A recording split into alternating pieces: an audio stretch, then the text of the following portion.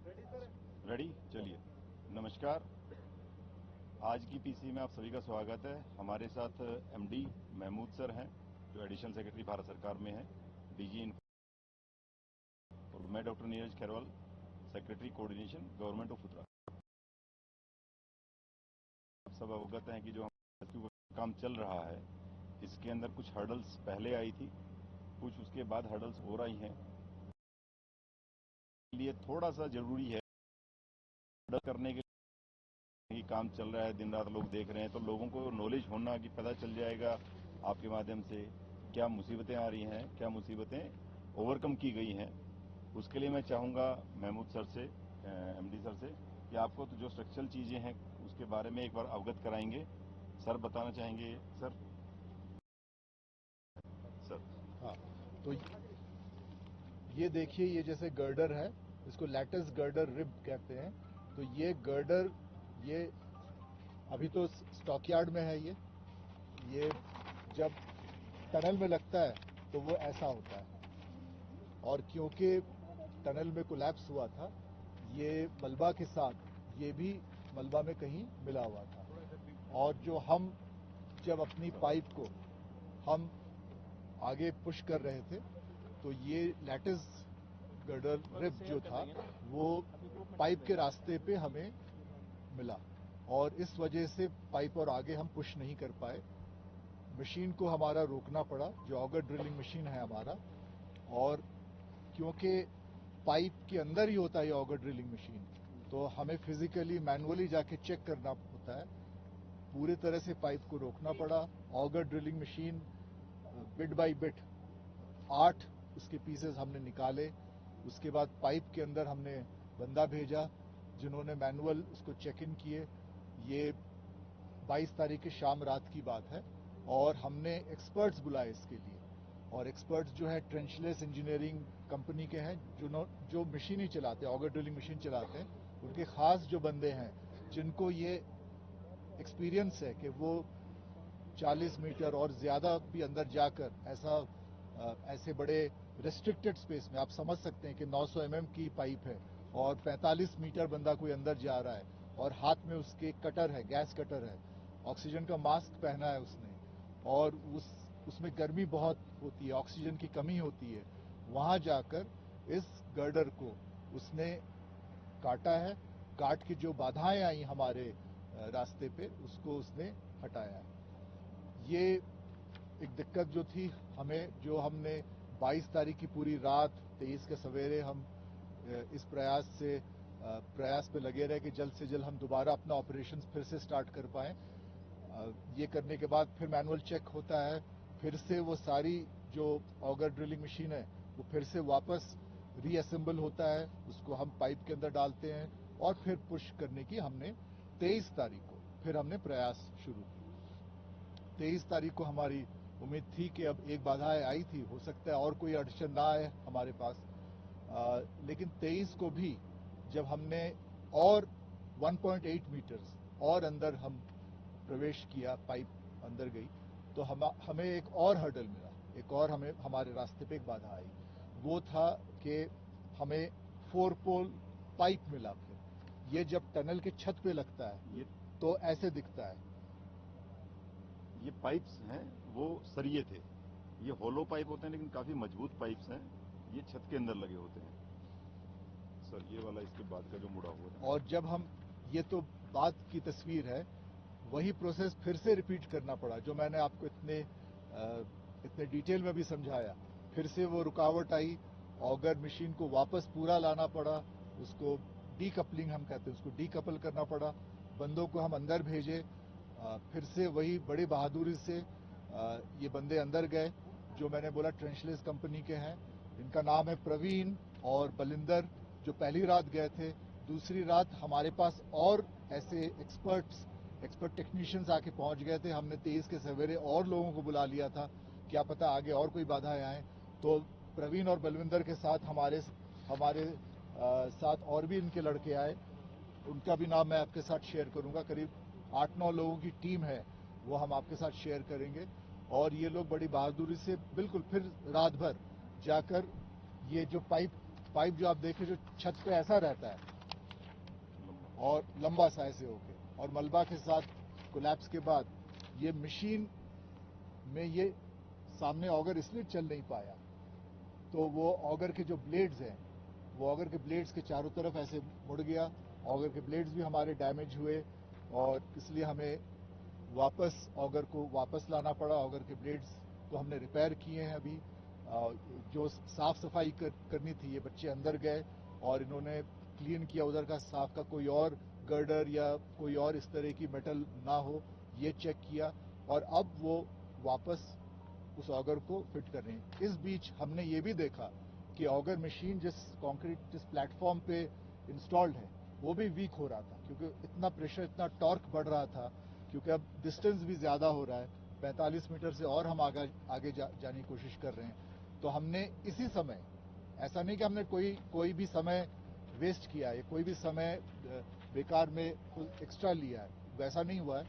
हम इसी समय, जब ये क्लीनिंग हो रहा था, अंदर पाइप सफाई हो रही थी, और जो जितने सारे मेटल के 4 पोल्स जो मैंने आपको अभी दिखाया, या उससे पहले भी जो गर्डर्स जो हमारे रास्ते पे अड़चन पैदा कर रहे थे, उसी वक्त हमने कंक्रीट का प्लेटफॉर्म किया, उसकी मतलब ग्राउटिंग की उसकी, और जो भी रॉक बोल्टिंग कहते हैं, रॉक बोल्टिंग भी की हमने, ताकि मशीन फिर से मजबूत से बैठा रहे।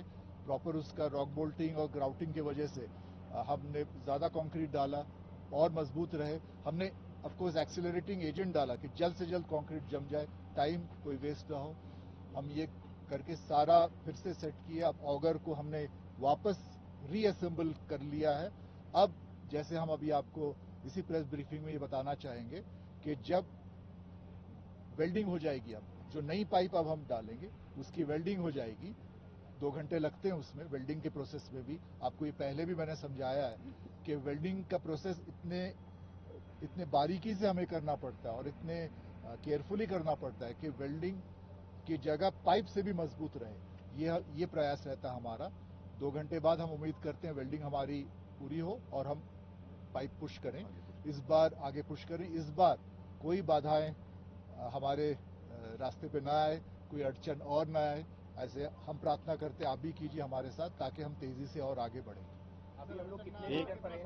एक मिनट इसी के साथ में एक मिनट इसी के साथ में एक चीज और आपको अवगत कराना चाहेंगे। जैसे सर ने एक्सप्लेन किया कि जो पाइप आ गया, पाइप की वजह से वो प्लेटफॉर्म भी हिल गया, प्लेटफॉर्म स्ट्रेंथनिंग भी करना पड़ा।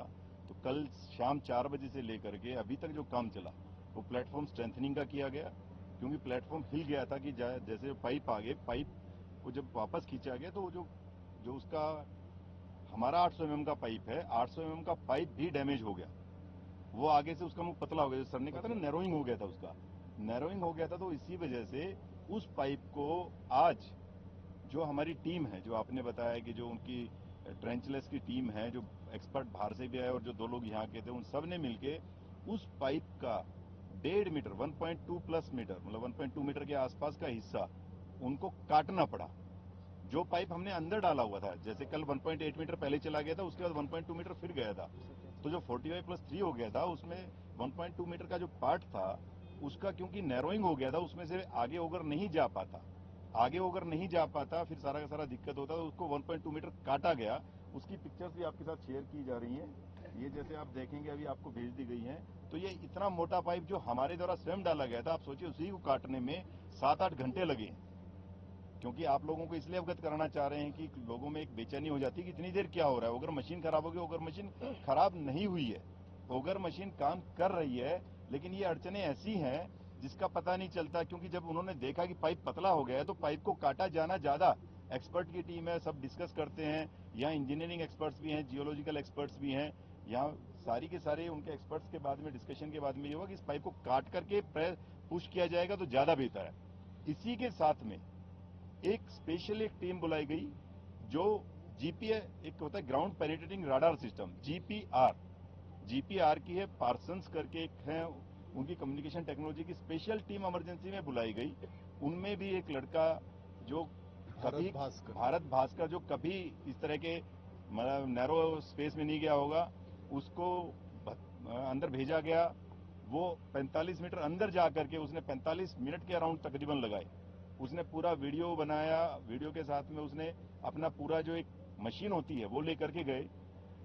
एनडीआरएफ के लोगों ने सपोर्ट किया, ट्रांसलेशन सपोर्ट किया। वो कोशिश की गई कि वो आगे का जो हमारा पार्ट है उसमें क्या क्या हो सकता है उसको बता दे, लेकिन चूंकि उसका माउथ थोड़ा नैरो हो चुका था, इस वजह से 100% एक्यूरेसी से वो नहीं बता पाए। लेकिन उन्होंने जो उम्मीद की है कि अगले 5 मीटर के अंदर कंटिन्यूअस मेटल ऑब्जेक्ट नहीं है, कुछ कुछ हर्डल्स उन्होंने बताए, लेकिन एक जो उम्मीद की जा सकती है कि they could go up to 5.4 metres. उनकी जो मशीन थी वो 5.4 मीटर्स तक की रीडिंग ले पाई, क्योंकि उसका फेस नैरो हो गया था। अब 5.4 मीटर्स में जो हम एक अच्छी उम्मीद कर सकते हैं, जैसे आपने कहा गुड न्यूज, यही हम तो मान के चलते हैं कि जैसा उनका एक संभावित, जो उनका एक पॉसिबल उन्होंने एक वो दिया है एनालिसिस, उस पॉसिबल एनालिसिस के अंदर 5.4 मीटर तक कोई कंटिन्यूअस मेटल ऑब्जेक्ट नहीं है। कंटिन्यूअस मेटल में जैसे सर ने बताया कि गर्डल हो सकता है, पाइप्स हो सकते हैं, जैसे अगर तीसरी एक चीज होती है इसके अंदर जो ये पूरे के पूरे आपके गर्ड इसके साथ में लगे रहते हैं, प्लेट्स होते हैं। तो ये इस तरीके की चीजें ना होने की संभावना उन्होंने जाहिर की है। वो 100% श्योर नहीं हो सकते, लेकिन उन्होंने जो संभावना जाहिर की है वो भी एक पॉजिटिव रे ऑफ होप है। उसको आज हम पॉजिटिव ये मान सकते हैं कि अभी जो पाइप डाल करके आगे पुश किया जाएगा, उस समय उससे एहसास हो जाएगा, पता चल जाएगा कि जो जीपीआर ये टेक्नोलॉजी का भी इस्तेमाल करने के लिए, तभी आप लोगों को बताना चाहते हैं कि हर संभव प्रयास किए जा रहे हैं। जो भी टेक्नोलॉजी कोई कहीं से सजेशन आता है, कहीं पॉसिबल अवेलेबल है, वो कहीं पर भी है देश के अंदर, उन सभी टेक्नोलॉजीज का इस रेस्क्यू ऑपरेशन में इस्तेमाल किया जा रहा है। 2 मिनट आप पेशेंस रख लीजिए। मैं I will just after completion मैं आप लोगों को बताऊंगा। तो जैसे ये पूरा का पूरा इसी के साथ में, क्योंकि जो लोग अंदर हैं उनके बारे में आपको बताया गया, तो वहां पर भी उनका डॉक्टर से लगातार बात चालू है, साइकेट्रिस्ट से भी। आज शाम को संभवतः आप लोगों का, हम उन लोगों से जो साइकेट्रिस्ट हैं, जो डॉक्टर हैं, उनसे आपका इंटरेक्शन होगा, क्योंकि अभी वो लगे हुए हैं। तो जैसे होगा शाम को, अगर फिजिबल 6-7 बजे के टाइम होगा तो आप लोगों के पास भेज देंगे। मतलब you can ask the detail, वो संभवतः आप लोगों से बात कर लेंगे उसमें। तो आज हम सिर्फ ये मान सकते हैं, जैसे सर ने बताया, कि आज हमारी रे ऑफ होप पॉजिटिव ये है कि जो जीपीआर टेक्नोलॉजी की रिपोर्ट पॉसिबिलिटी हमारे जिसको कहते हैं फेवर में है। अभी जो पूरी मशीन को उन्होंने काट दिया है, तो जो पिछली बार 45 मीटर पे जैसे सर ने बताया जो हर्डल आया था, उसके बाद में ओगर को 700 mm से छोटा कर दिया गया था। वो 700 mm का ना करके छोटा आगे भेजा गया था कि जो पाइप से निकल जाए। अब वो फिर से बड़ा ओगर, यानी फुल स्ट्रेंथ के साथ जो ओगर है वो 700 mm वाला ही आगे लगाया गया, क्योंकि पाइप जो नैरो हो गया था, जो कल आप लोगों को पिक्चर्स मिली थी जिसके अंदर ओगर वो पाइप ऊपर से मुड़ गया था, हार्ट शेप में हो गया था, वो हार्ट शेप में ना होके अब वहां तक का पाइप काट दिया गया है। तो अब पूरे 700 mm का फुल स्ट्रेंथ का ओगर डाला जाएगा।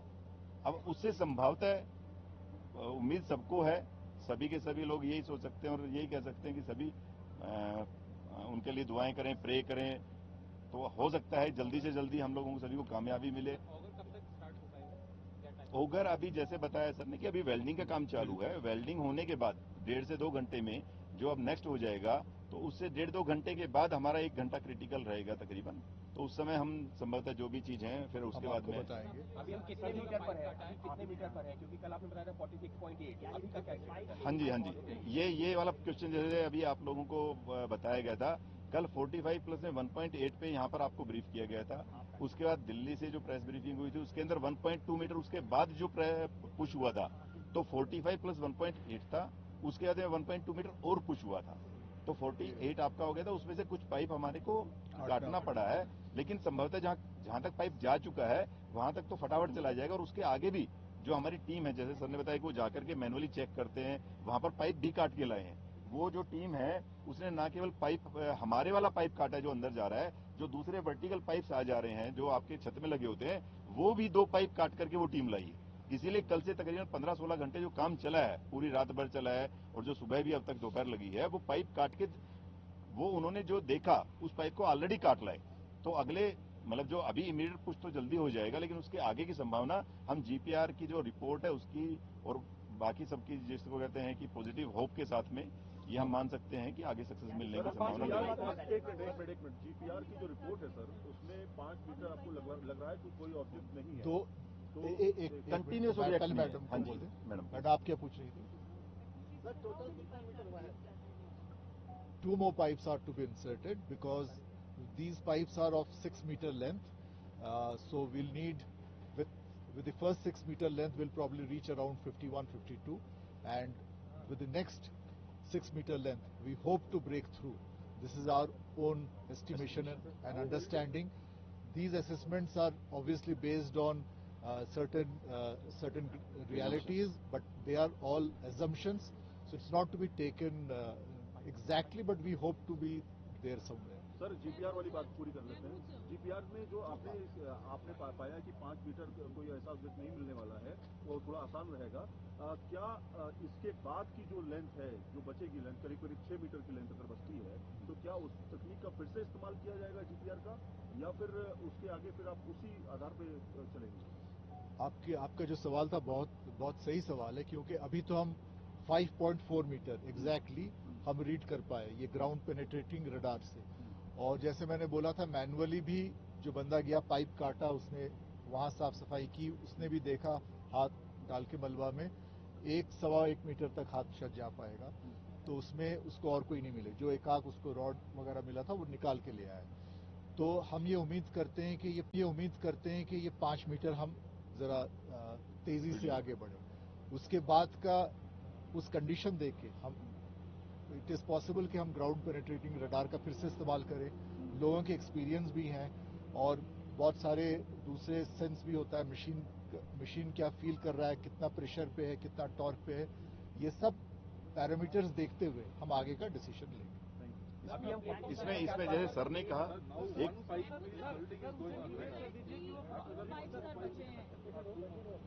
There are no hurdles sir, तो सेकंड पाइप के जरिए जो आप कह रहे हैं will make the breakthrough sir.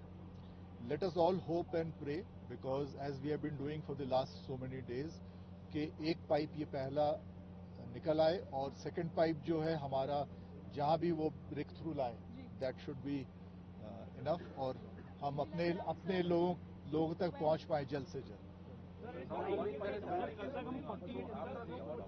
आज हम कितने मीटर? 2 more pipes। सर जो छड़ डाली गई थी उससे लेंथ क्या है, जो लंबाई कितनी है, 60 है या 60 से कम है? देखिए, जैसा सर ने कहा, मैं एक चीज सर के वाले में ऐड करना चाह रहा था।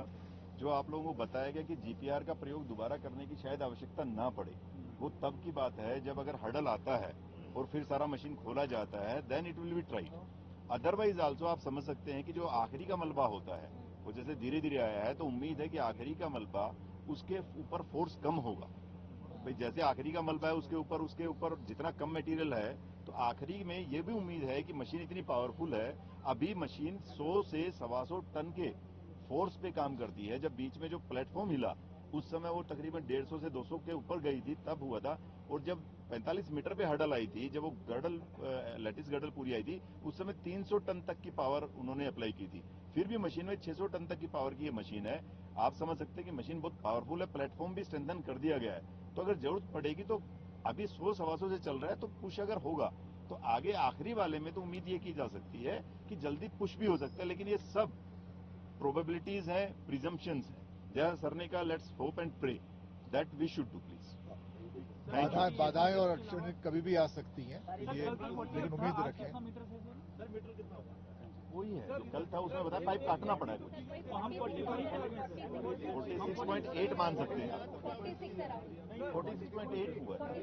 हाँ जी, 1.2 दो नहीं 1.2 वो आपको शेयर कर दी जा रही है। हम तैयार हैं, और भी हमारे पास पाइप है, बट उम्मीद रखिए कि और पाइप की जरूरत ना पड़े, 2 पाइप में हम ब्रेक थ्रू कर पाए।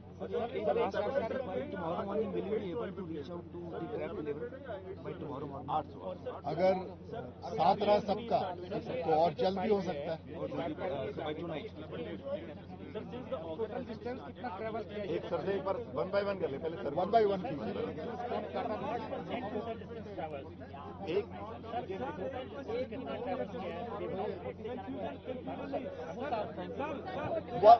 अगर आप 1 by 1 प्लीज।